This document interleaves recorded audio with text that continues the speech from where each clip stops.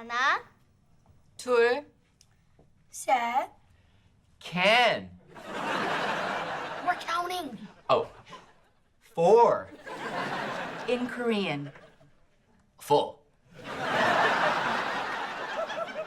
That's just an accent and offensive. Oh, I'm not mocking Koreans. I'm mocking my dad, who happens to be Korean. That's called satire. Teachable moment.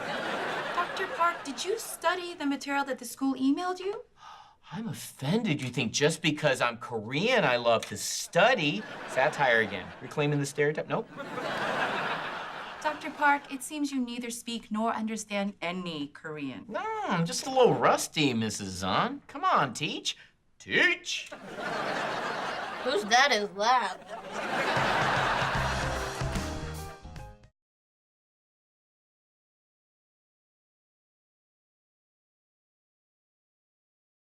Our goal was to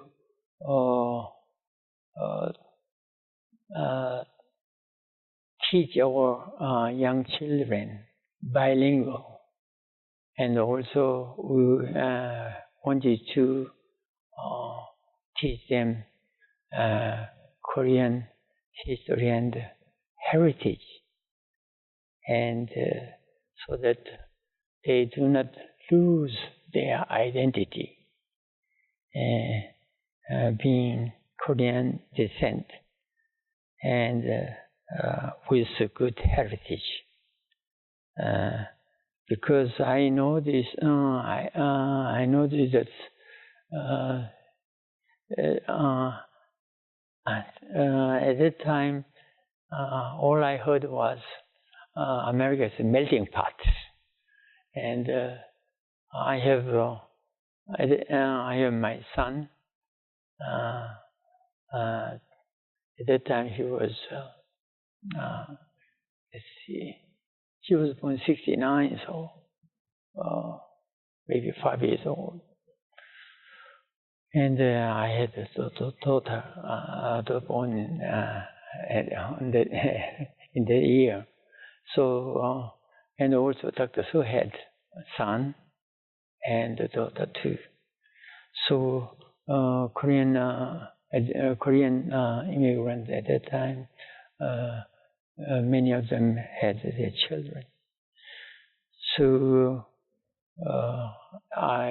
we felt that very worthy cause.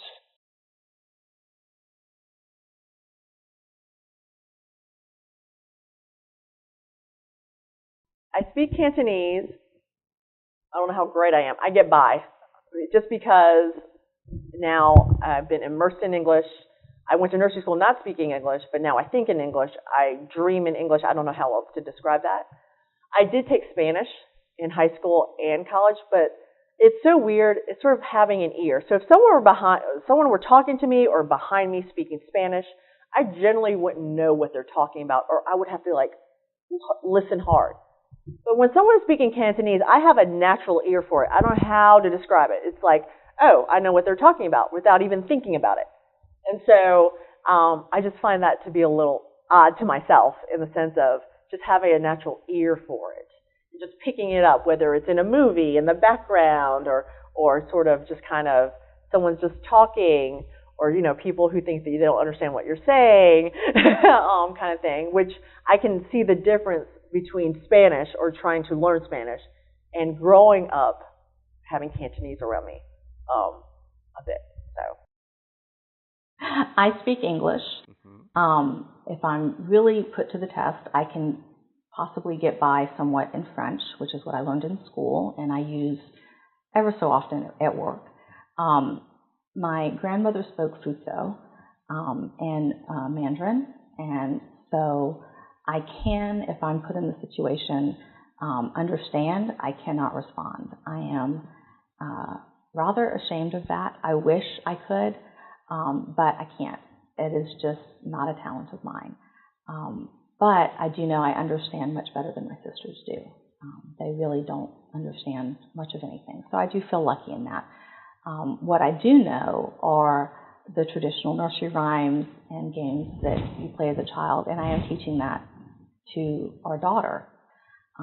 And rather interestingly, there is a Chinese nursery rhyme that's 两只老虎，两只老虎，跑得快，跑得快，一只没有耳朵，一只没有尾巴，真奇怪，真奇怪. It's about two big tigers.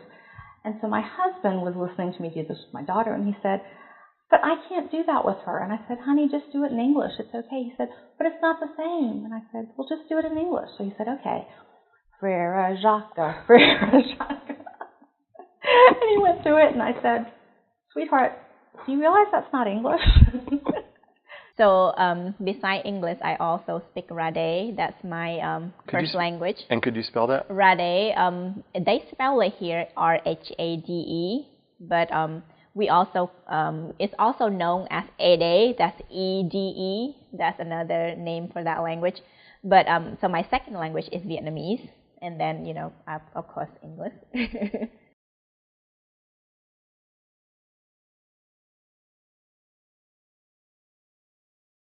I think that our kids are really unique, and we are trying to pass on as many of our traditions from our culture and our background to them as possible. Both of our kids at least understand Mandarin, because that was their first language, and that's what we try to speak to them in a lot, because we knew that they would learn English through Dave and me and at school. They don't speak it as much as I would ideally like them to. Yeah, but they understand it. But they understand it, which I think will serve them well. And I think we both try so hard to make sure they appreciate people of different backgrounds and don't have the fear that we talked about earlier of people who don't look like them. Yeah. And just embrace diversity and culture. Our daughter goes to Brooks Global, which focuses on global studies, and that was a huge draw for us, given our background, that we wanted her to go somewhere like that to learn about different places and different people. And it's fun to hear the things that she talks about when she comes home, and we're really pleased with her going to that school.